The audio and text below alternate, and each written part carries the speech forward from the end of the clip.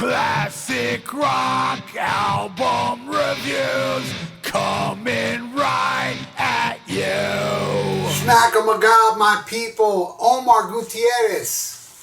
I'm back, my friend. I did my research, and he wants me to review, in my opinion, the greatest album of all time, Pink Floyd, The Wall. Yes. And this is the original press that I bought way back in the day. Now, correct me if I'm wrong, because I've been wanting to buy this remaster, and people are saying, stay away. The best version of this is the original version. So, and it still plays great. I played it a lot through the years, and it still plays awesome. And I took notes. So let's get into this. And why is it my favorite album of all time? You're probably asking yourself. Or you're probably not asking yourself. You don't care. And that's cool. I think it's the greatest album of all time because it to me, it kind of transcends music. It takes me to a place that, man, just grips my soul. And I identify with a lot of it, but not all of it, you know, because a lot of this has to do with, you know, Pink, the main character of this, Pink. It's loosely based on both Roger Waters and Syd Barrett and somebody else, where he lost his father in the war. And I still got my dad, God bless him, he's still around. And the opening track is called In the Flesh. Man, this song rules. I mean, it starts with that little like this little, and then all of a sudden, bam, comes in, man. And this song In the Flesh is, it's the rock star, Pink, you know, as the audience, you know, what to think and stuff like that, and what to expect of the show. And it's a burner. It's a great opener to my favorite album of all time.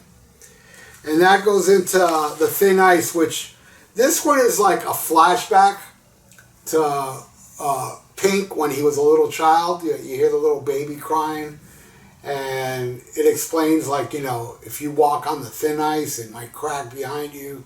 You crawl the thin ice, you know, thin ice can mess you up for life. So be very careful on the thin ice. That's what that song's about.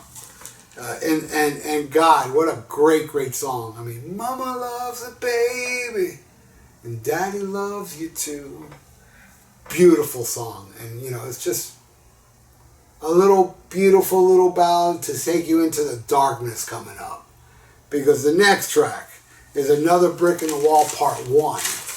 And this one is, you know, Pink begins to build the wall on this one because of his father and the anger he has of not having his father. You know, he's growing up a little bit, and he's like, where's Daddy, you know?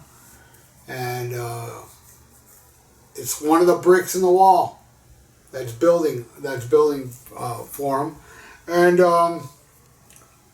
it's awesome. It is awesome, you know. And then the next one, The Happiest Days of Our Lives, is actually about the education system, how the teachers were really nasty back then. Shit, they were nasty when I was a kid too. They would spank me and hit me. Maybe I do have a wall. Who knows? But not as bad as poor Pink here. You know, he had abusive teachers that would humiliate him in front of the class. Watch the movie. You see, it kind of shows that. And awesome song, man. It's dark. And what do you call it? So the next, and then, you know, again, that's when, well, this is when Pink, I got it wrong here. This is when Pink started to build the wall because of the teachers treating him like crap and him not having a father, already starting to build the wall. And I love it. It goes into, you know, when we went up and went to school, there were certain teachers who hurt the children in any way they could. Awesome. Next, Another Brick in the Wall Part 2. And this was the popular one. You know, it has like a little disco beat on it, and you know, the whole "we don't need no education." It's not really what you think it is. I have a friend of mine that hates Pink Floyd. And he saw the Roger Waters thing. And he's like, what kind of message is that to tell the kids? They don't need no education. And Roger Waters did not mean for it to be like, you don't need no education. You don't need no self-control. What he was saying was, it was a rebelliousness of the kids like finally saying, I've had enough of these abusive teachers telling me what to do and this and that. And you hear the choir of the kids at the end singing, and he's just pissed off at, you know, the educational system, how the teacher treating the kids, and they're hopeful that, you know, when the teacher goes home, he gets beaten up by his wife, because that's one of the theories of this, is that this teacher that treated Pink so bad got beat by his wife when he got home, and he took it out on the kids. And I love it. I think it's a great damn tune. Yeah, it's kind of disco-ish, but I don't care. I love it. And all right, so that goes into,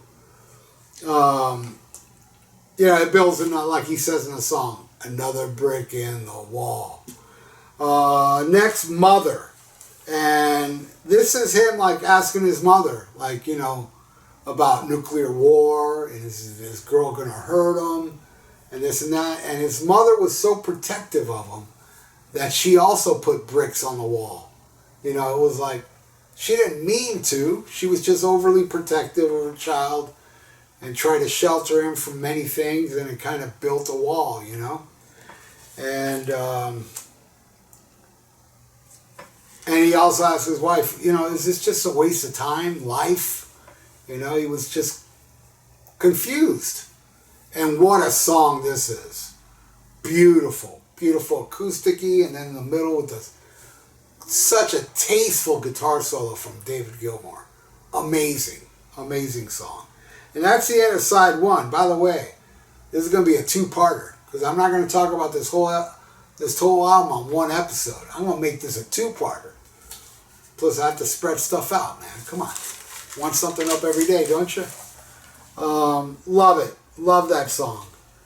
And, okay, the next one's called Goodbye Blue Sky, which is, tranquil music. I think it's gorgeous, with very dark lyrics.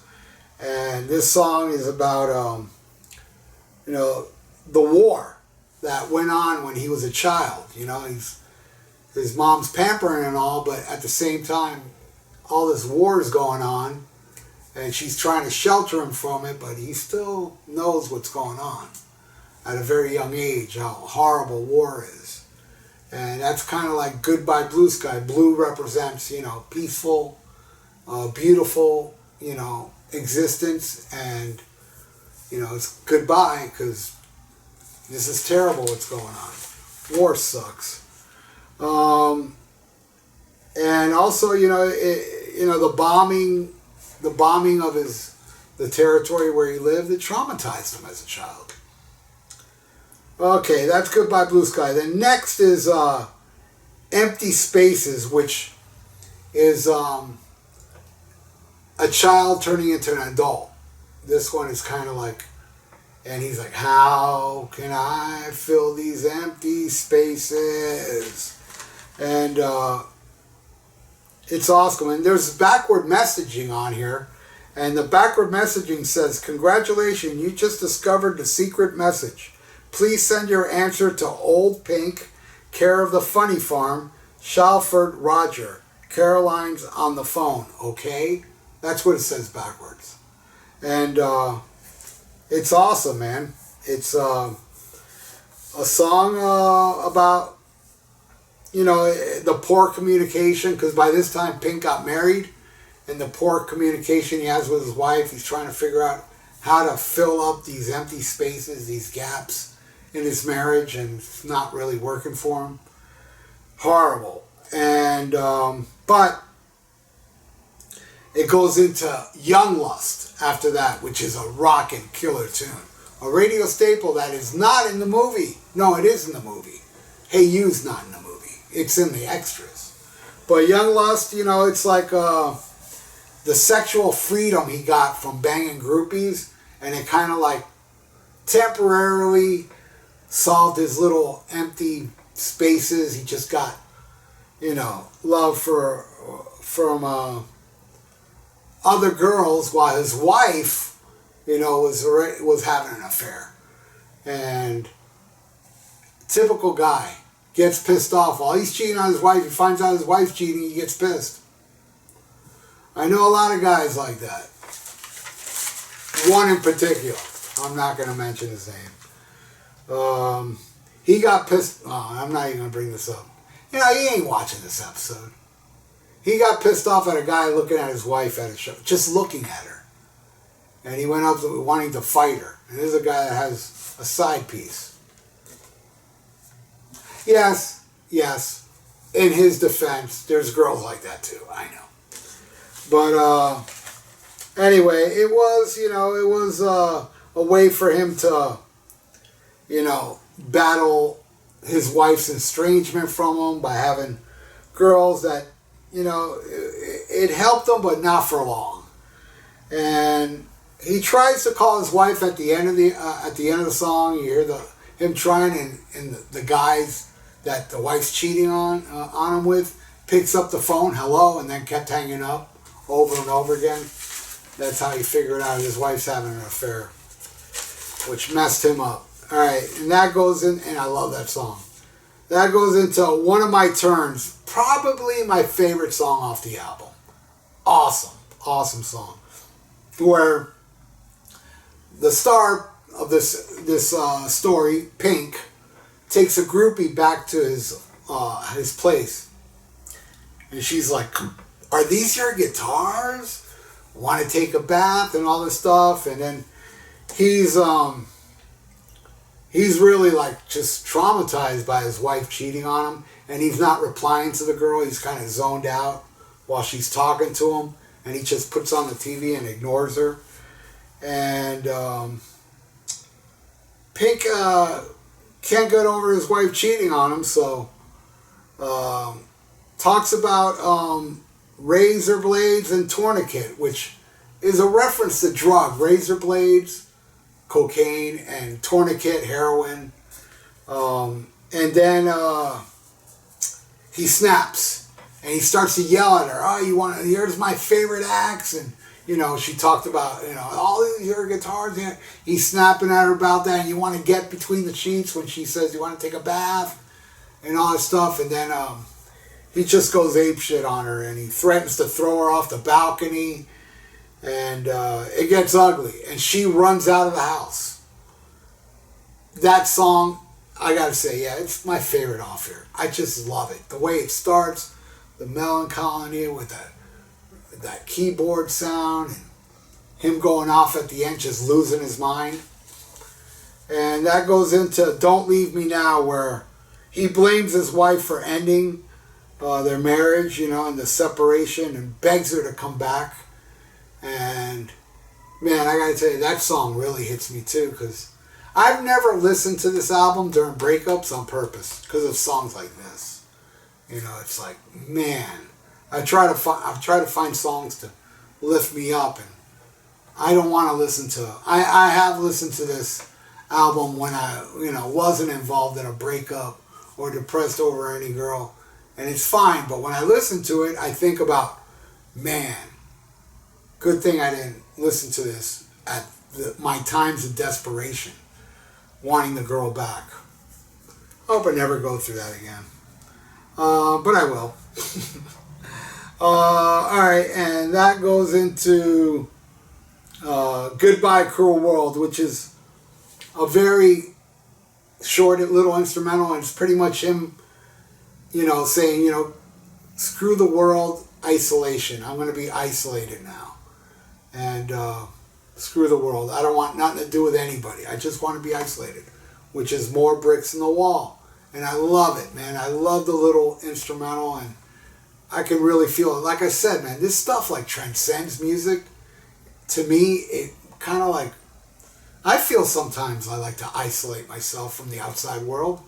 There's times I just like to close my door, turn off my phone, and just veg and listen to Pink Floyd The Wall, or listen to whatever, Gorgeous song, man. I absolutely love it. It's sad, but it's gorgeous. And that is the end, right? No, we still got more to go. No, I think that is the end. Yes, it is the end of episode 1 on the wall. So Omar, thank you, buddy. You got another one coming up. I'm going to do part 2 of the wall and the story behind it. It gets much more demented and interesting as it goes on. I even found out a few things looking through these notes going, oh, especially the trial. I was like, I didn't know that. I'll tell you about it on the next episode. So thank you, everybody, and thank you, Omar, for donating. And if you'd like to donate, I got a PayPal in the description below. And please subscribe to my channel if you have not. So, stay frosty, listen to Black Sabbath, and smack 'em.